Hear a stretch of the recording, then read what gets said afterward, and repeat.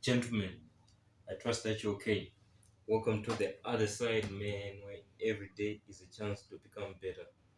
So today as the title suggests, we are going to be doing the law two on the laws of power. As you know that I just take the digested information and summarize everything. I write it in this notebook, and then we just discuss or basically talk about it. So this is the second law, which states that never put too much trust in friends. Learn how to use enemies. That's the second law of power. If you didn't watch the first video, we're doing what's this, a 48 laws of power breakdown. It's a book by Robert Greene, very dope book. I mean, you'll see it along the way. So yeah, as I said before, law two: never put too much friends, never put too much trust in friends. Learn how to use enemies. Okay, our first point is going to be the ones that be wary of friends. They will betray you more quickly, for they are easily aroused to envy. They also become spoiled and tyrannical. But hire a former enemy, and he will be more loyal than a friend because he has more to prove. In fact, you have more to fear from friends than from enemies. If you have no enemies, find a way to make them. Wow, this is very deep what it states. It's basically saying Moses, friends are easily losses. They can easily betray you. And it says with time, they become spoiled and tyrannical. I mean, you could take an example, take a page from your own book. You have friends, that are that you're spoiled and are now tyrannical towards they just do certain stuff.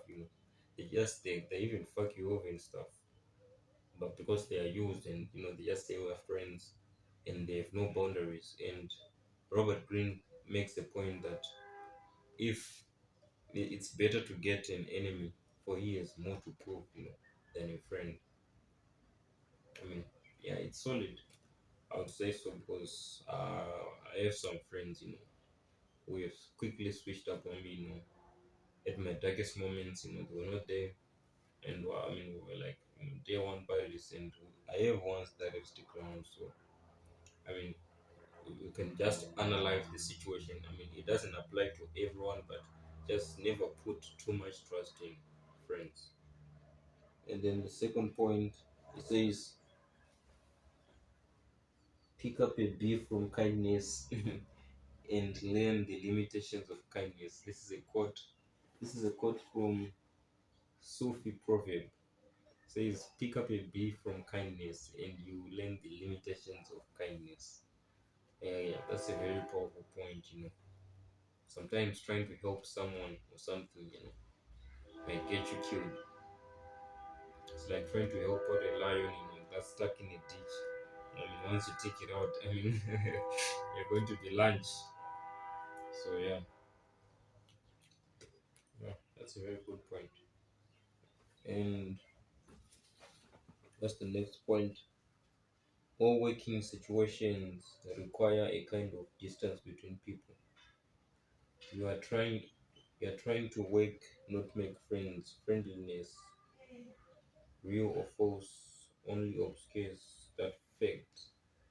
The key to power is then the ability to judge who is who is best to further your interest in all situations.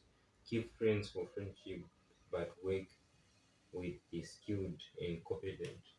So what he's saying was this: don't try to just because someone is your friend, don't try to work with them because that's the very same friendship, might versus affect your effectiveness. So he's saying all working situations require a kind of distance between people. So saying between your co-workers, it requires like a this kind of distance where you know you're not very close and stuff. So that's how you can work properly. And he makes a point saying what's this? Yeah, the key to power is then the ability to judge who is best to further your interest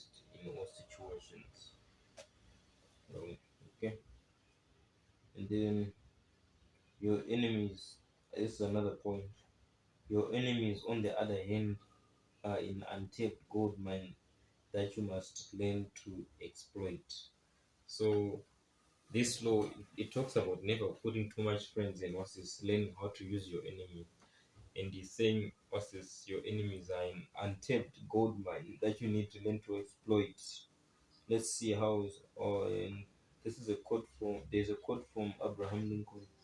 He says, "You destroy an enemy when you make him when you make a friend of him."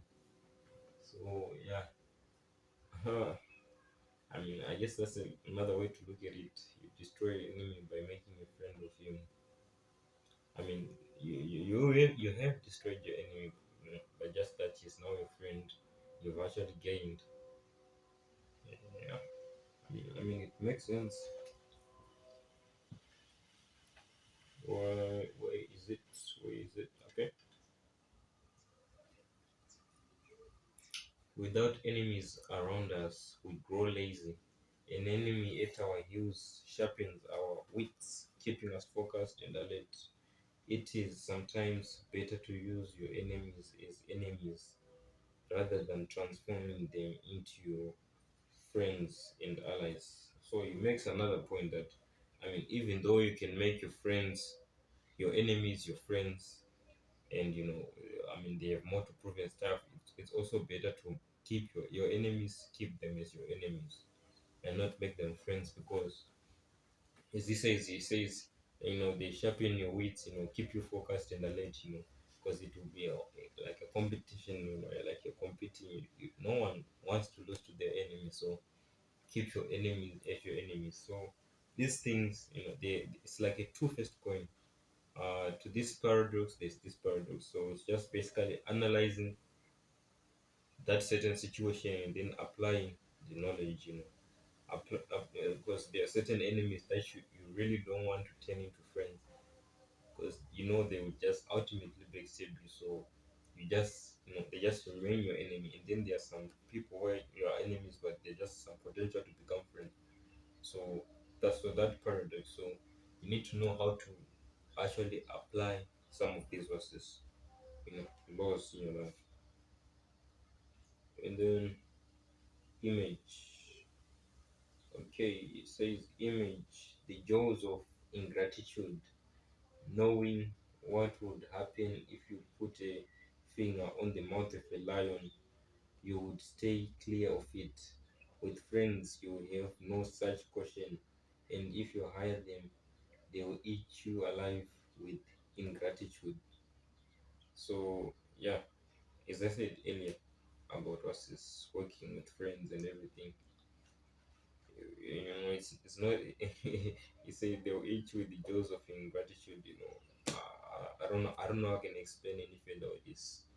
Then another point says, know how to use your enemies for your own profit. You must learn to grab a sword not by its blade, by not by its blade which could cut you, but by the handle which allows you to defend yourself. The wise man profits more from the enemies than a fool from his friends. Oh, that's a very powerful quote. A wise man profits more from his enemies than a fool from his friends. So this concept of friends, I mean, it can really drain you, leave you, because there's just some people who are just draining. So I'm blood suckers type of shit, draining your energy. So wow, fuck. This quote really got me thinking, man. Let me read it. A wise man profits more from his enemies than a fool from his friends. Think about that quote. But that's one quote. Write it in matter of fact, write it down right now. A wise man profits more from his enemies than a fool from his friends. I guess that's quote of the day, man. We really need to think deep about that, about cutting off some certain people in our lives, that are just fucking draining. And then there's a reversal of this law. Reversal. Although it is generally best not to mix friends with work.